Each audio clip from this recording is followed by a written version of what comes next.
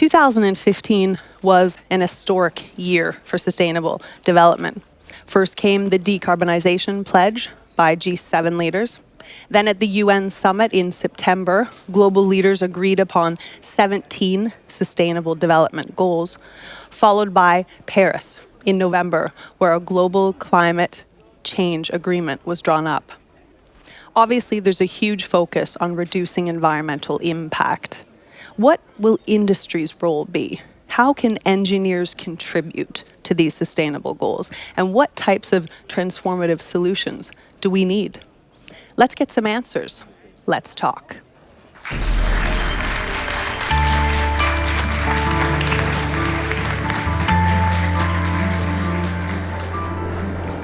Good evening.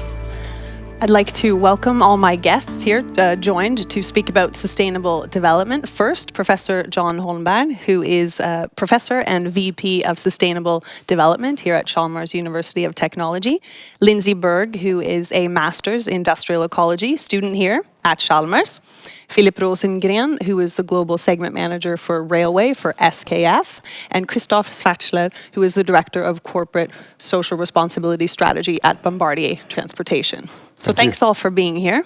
And Lindsay, if we move over to you then, we've called this industrial ecology. So can you first, for anyone who doesn't know what industrial ecology is, how would you define it? I would describe industrial ecology as the science of sustainability. So it's not looking at industry as something that's separate from society, as something that's separate from nature. Industrial ecology looks at all three components as part of one whole system, one large entity. And viewing them as all one complete entity, we seek to find solutions, bringing all those different actors and systems together so that we can live, all soon to be 10 billion of us, together within our ecological boundaries in a way to achieve a peaceful and just society. Professor Holmberg, you're heavily involved with the UN when it comes to different aspects of sustainability. How significant do you think 2015 was? When we look up at those two events that have happened last year, we can distinguish at least two important keywords. And one is transformation. The other is integration. And transformation in the sense that business as usual will not work anymore. We have to really look for other alternatives. And that means that systems that we see today will change. To reduce carbon dioxide emission with 10 to 20% is one thing. To reduce it with 80, 90% is something totally different. And that means that we will see other kind of energy system, transportation system, and industrial collaborations. And in order to deal with this transformation, we need integration. That means that we have to work with more than one issue at a time. And we also have to work together, because no one can do it alone. And what is happening now is that we more and more understand that the sustainable development is coming as a reality. We have to address sustainable issues. Social issues, how can we live together? Ecological issues, how can we fit within nature? Economical issues like how can we save resources into the future? And also well-being, how can we arrange a society that make people feel good? And when they are understood, they will actually change the whole system. So it is more about how will the box change into the future. And Philip, you represent SKF. What do you think the biggest contributions that industry can make to kind of reach these sustainable development goals we mentioned in the beginning? If I should point out a few that I could mention examples, I would mention 9, for example, which is to do with industrialization and innovation. SKF, we work with what we call a Beyond Zero portfolio, where we offer products that not only themselves reduce energy by using them, but also enables our customers to reduce their need of energy and reduces energy loss. This portfolio has grown now to around 6 billion SEK, and it's still growing. And it's actually growing faster than the rest of the organic businesses. So that's definitely also a commercial aspect in it. And what would be a typical Beyond Zero product when you say Beyond Zero? Well, we could mention one thing is electromechanical actuators that replace, for example, pneumatic actuators, saving a large amount of energy, reducing losses. Another area we could mention is number 12, which has to do with consumption. And that's more looking to ourselves and see how can we reduce our energy consumption, how can we reduce the amount of CO2 emissions. Working with energy certified buildings, so-called LEED certified buildings. Christoph, you're from Bombardier Transportation, so you represent the railway industry. How would you say the railway industry rates when it comes to sustainability practices? What is your industry effectively doing? If you look from an ecologic standpoint, you see very clearly that the rail is a very efficient mode of transportation per se. We also look at a continuous improvement. So if you look at the legacy of rail transportation, the efficiency of those products, or let's say the locomotives, has increased a lot. So I think it's like 20% over the last 25 years, something like that. And what is rail-sponsible?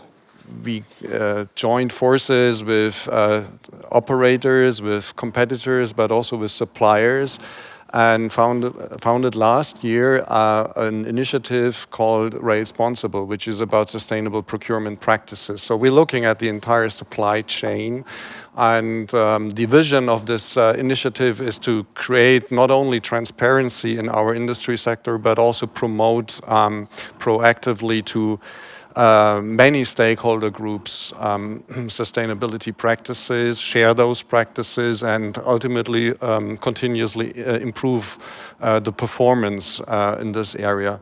So Rail-Sponsible is using a common evaluation tool and an assessment tool provided by EcoVadis. And the beauty of that tool is that we are in a position to benchmark our industry versus other industries. So our rating, so if you want, is quite above the average, some 20% above the average. And Jan, do you have any examples of companies that are kind of leading the way that other companies should benchmark when it comes to really driving sustainable development forward? For me, it is very interesting when companies understand that sustainability will shape the future market, which means that they challenge their own business idea.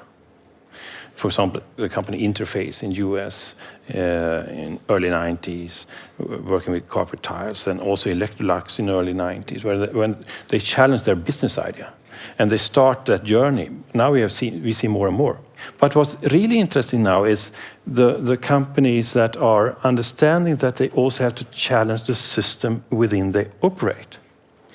For example, Paul Polman, when he accepted to be the CEO of Unilever, he actually challenged the system of quarterly reporting. And that is quite brave. And yet, Philip, working in railway then, how does this kind of short-term, quarterly report-driven way of thinking, how does that affect advances in sustainable development, do you think? We can say railway in itself has a good sustainability profile, like was mentioned before. There is a strong correlation, especially in railway, between sustainability, availability, energy consumption, and safety. If you're able to improve one of those components, the other ones usually follow. And that is similar in many industrial systems and designs. But there are, of course, examples where you see a need for a higher level agreement. An example can be if you offer a system to a customer, an original equipment manufacturer, that offers a lower impact on the environment, lower energy consumption, for example, but costs more. It's very difficult to get that appreciated at its value if the system does not allow it. Then it's often tempting for all the stakeholders to go for the short-term, cheaper solution instead of the one that maybe has a long-term, both actually financial as well as environmentally more friendly value. We are a global player, and we see in the emerging markets, for example, take South America or Asia, where there is still the tendency to think short-term, to think just investment price and not the total cost of ownership mindset. whereas in other areas, in other markets, it's going really significantly towards the total cost of ownership. And Lindsay, if we talk more in detail now about kind of a circular approach, moving from a linear model that we have today of kind of take, make, use, dispose, moving from that to a more circular model, is that kind of the way we have to go to make any headways in sustainable development, do you think? I think that circular economy is one concept, or it is one model that can be used, but we have to be careful that people don't just associate that that's the only solution. And we have to make sure that we're reflecting and thinking about what is the concept that circular economy is trying to address. It's trying to address a regenerative design, restorative design, continuous positive development cycle. And Philip, what is SKF doing when it comes to closing the product, the loop of a product's life cycle? We work a lot with what we call the 3 Rs, so reduce, reuse, and recycle. We can mention things like refurbishment or remanufacturing, where you either clean and redistribute the product to the market, or remachine it and redistribute it to the market, which has a large impact both financially, of course, as well as environmentally. We extend maintenance interval because in many businesses there's a strong connection between environmental footprint and the maintenance cycle. We reduce use of lubricant or amount of lubricant not needed for use, and we use reuse of packaging material. We work with local sourcing to reduce transportation. So all of those. And you mentioned maintenance, and maintenance is quite expensive. So how can you think can sustainability and kind of the speeding up of those maintenance processes, how can they coexist? Well, they can, and it's first of all, I should say, maintenance costs are in many, especially mobile systems, they have to come down both from a environmental perspective, but also financial perspective. One thing we can do, which is coming more and more, is to provide information about industrial systems to basically judge when maintenance is needed instead of doing it on a time-based or distance-based, as is common practice now today in the railway industry. It has a large impact both on environment but also financially. I can mention as an example, if you extend the maintenance interval of a normal passenger bogie for a train from 4 to 5 years, the reduction in maintenance costs is around 1,000 euros or more per bogie per year over the complete life cycle of the train. And it also has a large impact on environment because you need less equipment to have the same service level. So then, Christoph, does Bombardier use these kind of circular business models? This chart shows a little bit the main elements of this life cycle approach, which is the technical view, and it includes the design and the supply and the manufacturing and the maintenance, and then ultimately the end of life. And as you can see, the design, and meaning the engineers, have a very long shadow that is cast over the product cycle. So the responsibility of an engineer, I don't want to put them too much into a corner, but I think it should be made very clear from the very beginning that when you start drawing a design, or then it has a very long shadow, or a very sustainable footprint, I would call. We've been talking a lot about the engineers, how they play a key role in this. They're obviously key enablers in this transition to a more circular way of thinking. What can they do specifically, do you think, to kind of speed up this transition? Well, as we're saying, if we're going to be a sustainable society and we need transformative and integrative solutions, that's a bigger challenge than any one person or any one company, any one organization can take on themselves. So to make such big changes, we need everyone on board. That comes down to the individual level. We need everyone to consider, we need everyone to pause and think, how is the work that I am doing, how is that supporting and fulfilling the Sustainable Development Goals, the new 17 Sustainable Development Goals? And if you're not sure about that, if you don't know how to answer that, that's okay. Go and ask someone. There's many people you can go and ask within your organization, outside your organization, within your community. But most important is that you're curious, that you have to want to be curious, that you want to learn, you want to make things better.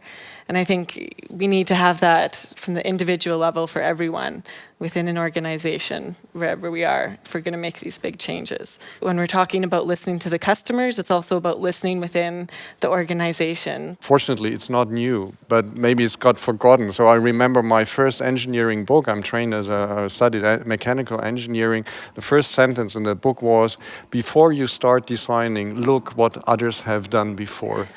And this idea of looking, listening, learning, perceive things, and do not try to be too quick with solutions and reinvent wheels or something like that. That is also something we want to take as Bombardier. We want to take a bit more serious and go back and understand innovation as something that is reusing existing solutions, maybe combining them in a different way, and creating, by this way, creating a new solution that is more beneficial to society. Philip, what would your advice be then to these young design engineers who are coming out of school and then they get out into the workplace and, you know, these circular business models maybe aren't put into practice in the companies they're going to work for? Use the fact that you're new at your job. You're expected to ask unorthodox questions, and it's not strange that you do so if you're new in a workplace. And challenge old business models. Question why we do things in a certain way, but try to use numbers. Try to be specific as you can. Look at other industries for reference where things have been successfully implemented, similar to what you're thinking about. And never stop to be curious. There's always a better way to do things. We need engineers also more active in understanding what does society really need and how can we integrate the Sustainable Development Goals or criteria for sustainability in our design process when we start to work with the problems. And they also need to go to the other side when we have our results, our idea, our products. How does it fit in society? What is the need? And how can we understand humans? And so it will be broader, I think, the engineering profession in the future. It's easy to say, but to actually get all the key stakeholders to meet in the middle and have a forum for them, what can we do to get there? We're trained to control and steer, because that is the management system. But that do not create creativity. And also, we are trained to, if we have a huge problem to solve, you're trained to divide into parts and solve the different parts. To keep the question high enough, to make it big enough, help this collaboration, instead of reducing it to pieces. So if you have a big problem, make it even bigger. That is something that that help this. Surprise! It's going in the other direction from what we are trained to do. Yeah. But it help for this, open innovation. Yeah. What is SKF kind of doing on this front, working with other stakeholders? SKF, for example, is part of the WWF Climate Savers partnership. It's a multi-stakeholder initiative where the partners are in there to set and meet goals on reducing environmental impact. And they also, when doing so, they get recognition for it. The WWF then, they use this commitment and engagement to show, for example, to politicians and legislators that this is possible. There is space for finding new solutions. And it also creates a common ground for leveled playing field with the same playing rules or same game rules that makes it possible to implement future changes. Are you optimistic? Do you think industry really can play a key role in this drive for sustainable development? Absolutely, absolutely. I wouldn't be here studying what I'm studying if I didn't think so. I had heard some comments that at COP21 in Paris there was industry on one side, which was good to have industry there. That's one step, but industry on one side and NGOs on the other side, and neither knew how to talk. And we have to ask ourselves, what good is it really doing any good by trying to point fingers and shaming anyone and say, oh, you're not doing your part, not doing your part? We have to ask ourselves, how has that been working out? Maybe not so well. Okay, so maybe we need to learn, how can we communicate? How can we talk? What can bring us together? How can we raise the question? Is what John was saying. How can we make the question something bigger that's more than ourselves to generate the shared interest for the co-creation? Yeah, and in that make it bigger lies also that it's not enough. It's really good to talk with customers and have this dialogue, but you also have to at least try to understand what will the future demand be when it comes to sustainability, and try to figure out what will that mean for existing system. Because system will change, so you can feel really safe in your industry, doing everything right, listen to your customers and do everything right, and suddenly a niche comes from somewhere else, challenge the whole system. So what's any final words you want to leave our audience with today? It would be, I think it would be, think big, start small, act now. And think big is then starting from criteria which define the attractive, sustainable future. And start small also means to involve a diverse group of people from the beginning. And act now means that it's okay to make mistakes if you learn. Thank you to all of you. I want to thank my guests, Lindsay Berg, Professor Jan Holmberg, Philip Rosengren, and Christoph Schwarzler. It's been very interesting. I'm sure many of you out there still have questions, and that's what this is all about. Let's Talk is to spark conversations, to spread ideas. So do just that. Keep the conversation going on social media using the hashtag Let's Talk Industrial Ecology. Thanks for watching.